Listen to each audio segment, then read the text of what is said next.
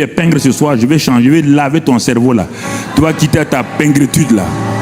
Un pingre comme toi, tu dis que c'est l'Ancien Testament. C'est toi qui as décrété pour Dieu que c'est l'Ancien Testament. Bon, regarde bien, Malachie, allons-y là-bas, allons-y, regardons. Je vais te faire découvrir que les lois et les principes n'ont pas d'âge. Ils sont liés à Dieu. Regardez, Dieu parle. Et ça m'a parlé quand j'étais dans une situation où je me débattais, où je priais et je jeûnais pour pourvoir à mes besoins financiers, familiaux et tout. Je jeûnais, je priais. Si vous dites que vous jeûnez, moi j'ai jeûné avant vous, mon ami. Je suis un vieux singe, vous ne pouvez pas lui apprendre à grimacer. J'ai déjà grimacé avant toi, mon ami. Je sais. Le jeûne est bon. Quand tu apprends, continue à l'apprendre, continue à prier. Il n'y a pas de problème. Mon frère, tant que tu n'es pas entré dans la réalité du monde spirituel, tu es aux abords. Quand tu es aux abords, là, tu luttes. C'est une bonne chose, il faut le faire. Si tu ne fais pas ça aussi, tu ne vas pas percer. Il faut faire ça aussi. Il faut être brisé. Quand tu es brisé maintenant, Dieu commence à te donner les bonnes choses à manger, mon frère. Regarde, écoute ce que Dieu te dit. Ouvre bien les oreilles. Dieu s'arrête et il dit, un homme trompe-t-il Dieu? Faut pas, je te demande de répondre. Ne me dis pas non, parce que tu es là déjà trompé. Il ne faut pas raconter des histoires. Calme-toi, écoute-moi simplement. Pourquoi ta bouche est rapide comme ça? C'est moi qui parle, c'est pas toi. Toi, tu as des oreilles pour faire quoi? Écoutez ce qu'on te dit. Écoute simplement. Un homme, écoutez tout le monde, hein? Un homme trompe-t-il Dieu? Comment le grand Dieu va s'asseoir, dire à une créature qu'il contrôle, qui tout, et qui s'assoit, qui veut tromper Dieu? C'est pourquoi Dieu pose la question, un homme peut-il tromper Dieu?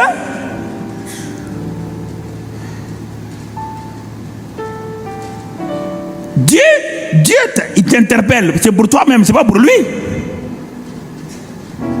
C'est pour toi. Un homme trompe-t-il Dieu? Et qu'est-ce qu'il dit? Car vous me trompez. Ah, quand Dieu dit une parole comme ça, je ne jette pas ça du revers de la main, je m'assois. Pourquoi tu parles comme ça, papa? Pourquoi tu parles comme ça? Pourquoi tu me dis que nous te trompons? En quoi te trompons-nous? En quoi je trompe Dieu? Je peux tromper Dieu. Il ne faut pas rejeter du revers de la main. Dieu me dit, vous me trompez. Vous me trompez. Et vous dites, en quoi t'avons-nous trompé? Dieu dit, dans les dîmes et les offrandes. Ah, c'est dans le domaine où l'homme est sensible là, c'est là-bas que Dieu dit que l'homme est trompeur. Dans les dîmes et les offrandes. Quand il parle de malédiction ici, il n'a pas dit qu'il maudit quelqu'un. Il veut dire quoi? Il te dit, c'est pourquoi la pauvreté, les difficultés, les faillites, les manques d'élévation, de positionnement sont ton héritage. C'est ça, malédiction là. C'est pourquoi ton ministère est limité. C'est pourquoi cette église que je t'ai confiée n'avance pas.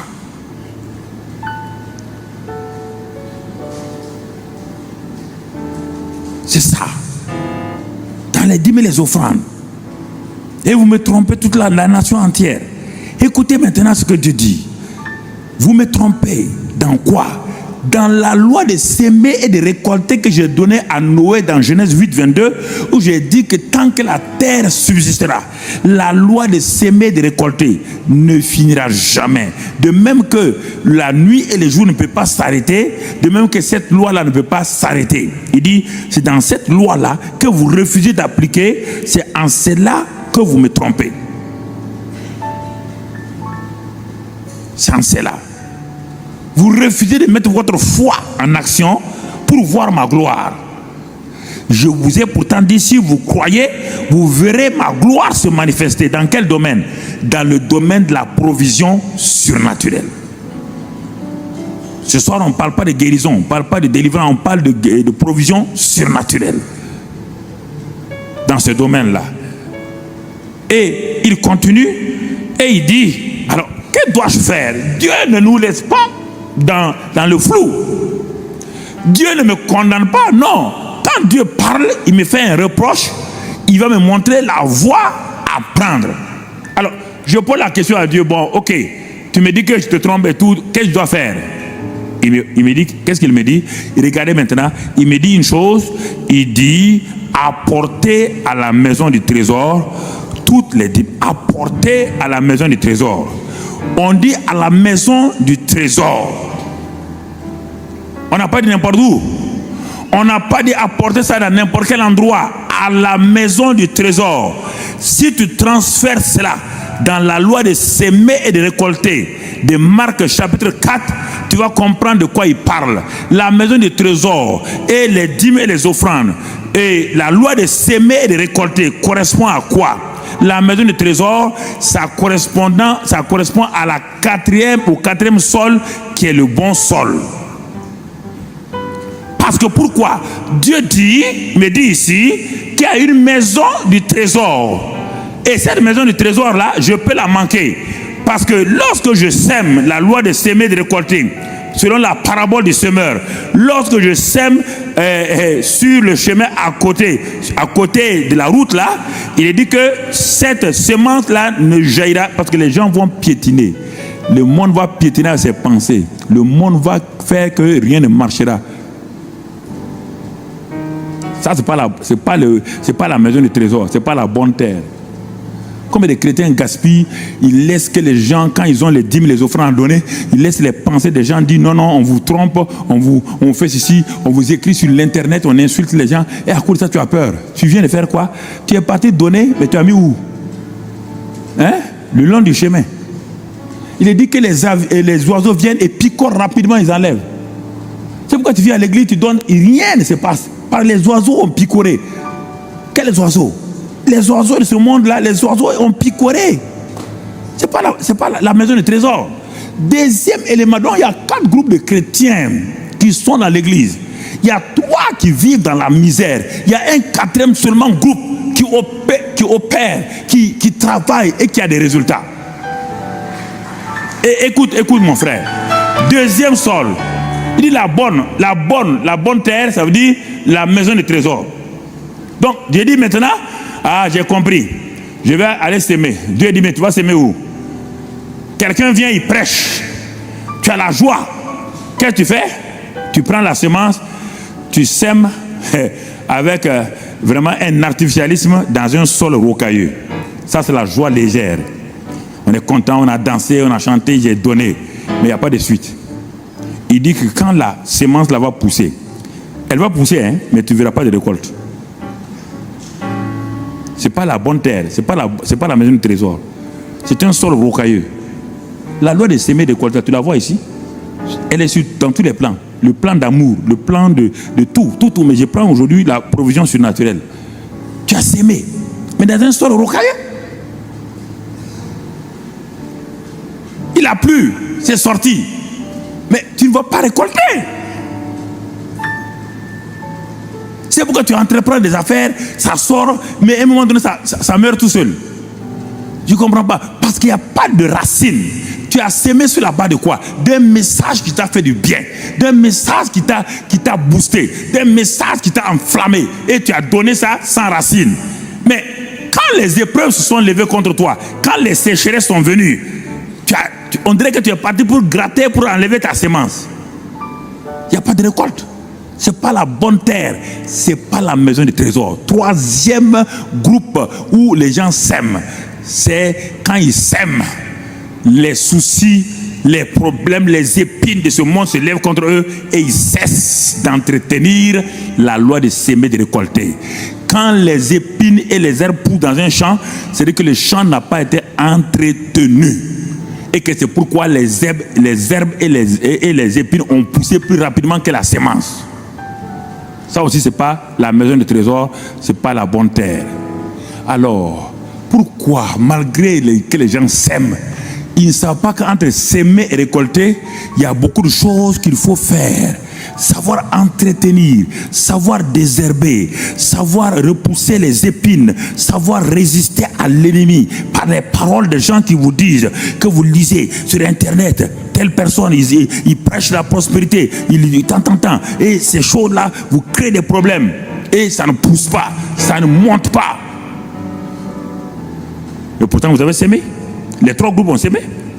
Le long du chemin, dans le terrain rocailleux, et parmi les épines, les soucis. Ils ont sémé, ils n'ont pas récolté. C'est pas la bonne terre. On dit le 4e groupe, Dieu rattrape rapidement. Le 4e groupe est composé de 3 groupes, sous-groupes. Eux, ils ont avancé. Ils ont vu que le sol était le long du chemin. Ils ont expérimenté ça, ils disent c'est pas bon. Ils ont continué à être enseignés. Ils ont compris, ils ont donné avec joie. Ça n'arrive pas. Ils ont donné dans les soucis. Maintenant, qu'est-ce qu'ils ont fait? Ils ont travaillé le sol. Ils ont enlevé les épines. Ils ont quitté les cailloux et tout. Et ils vont s'aimer. Où? Ils vont s'aimer où? 3 niveaux. Ils vont semer un grain. Un premier groupe va... Parmi ce dernier groupe-là, il y a 3 sous-groupes. Ceux qui démarrent dans la bonne terre, ils sèment un grain, ils récoltent 30. Ceux qui sont déjà des jeunes gens, les enfants, les petits-enfants, un grain 30. Les jeunes gens, un grain 60. Les pères, un grain 100. Ils ont semé où? Dans la bonne terre. Dans la bonne terre. Ils ont amené leurs dîmes et leurs offrandes dans la bonne terre. Ça veut dire qu'on n'apporte pas les dîmes et les offrandes à n'importe quelle maison. Toutes les maisons ne sont pas les maisons de trésor.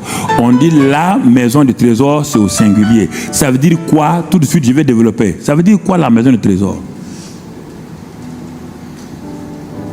Il faut un enseignement adéquat pour que les gens soient... Sinon, les gens vous troublent. L'enseignement est biblique. Personne, il n'y a pas ce type-là. Ils peuvent interner, internaute, tout. Ça ne me dit rien. Ils ne peuvent rien me faire. Je ne bouge même pas. Moi, pas bouger. Non. Je connais mon affaire, mon type. Je connais. Il n'y a pas de problème.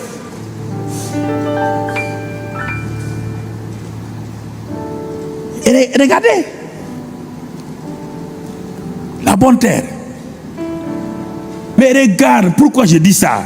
Parce que c'est le seul endroit où Dieu dit aux gens qu'il les trompe.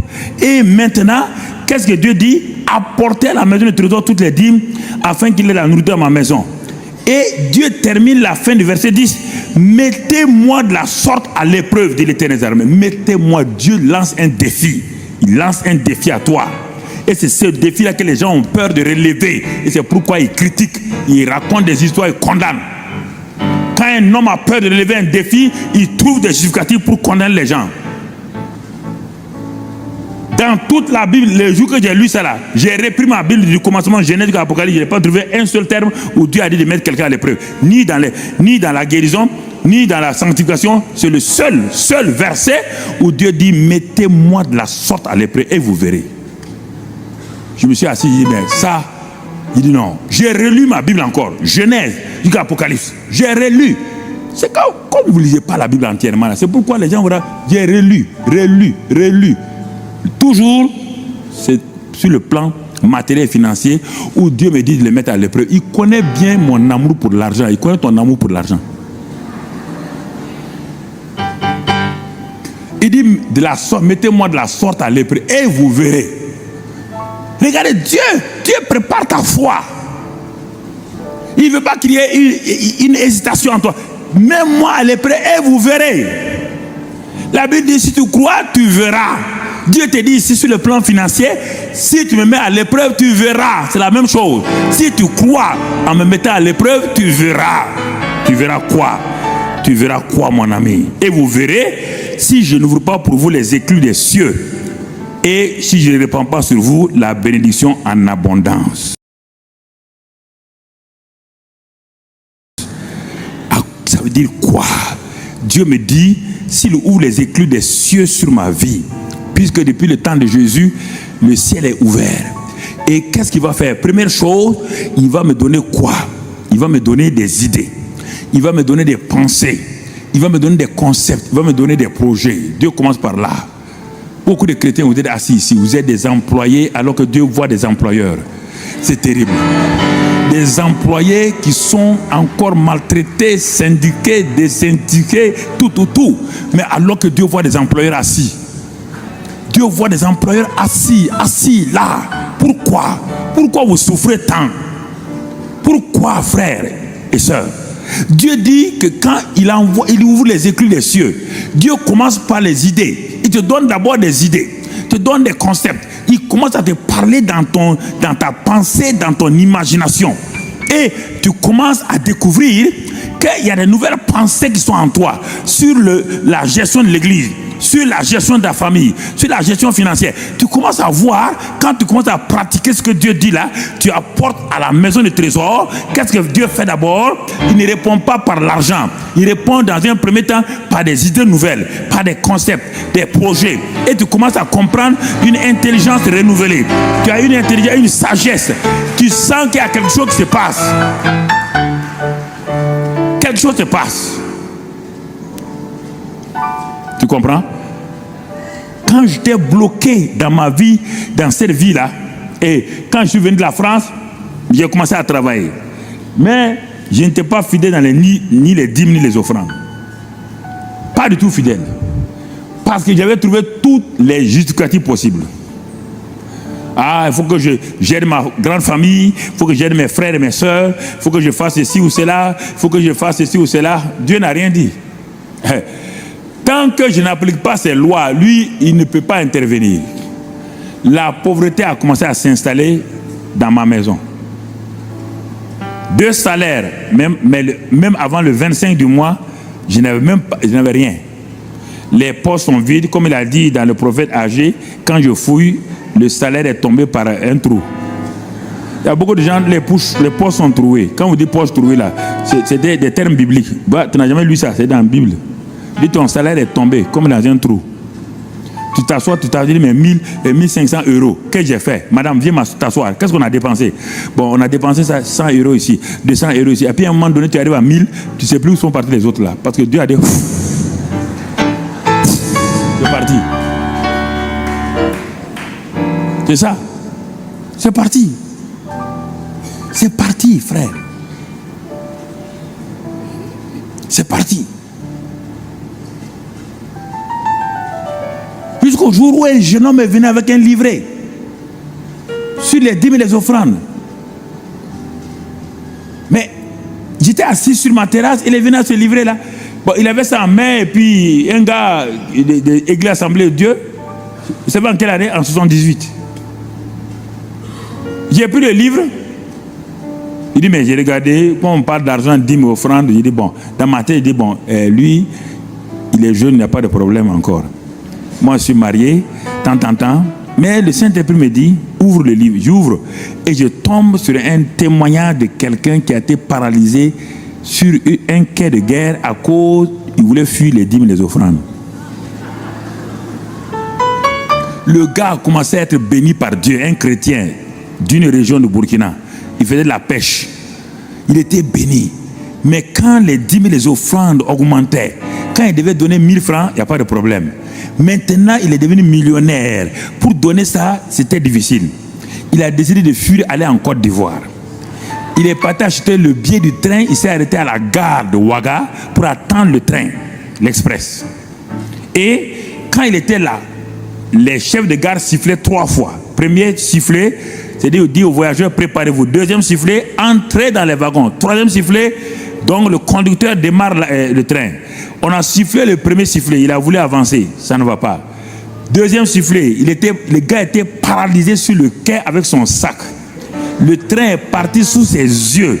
Quand le train est parti loin, ses pieds se sont débloqués.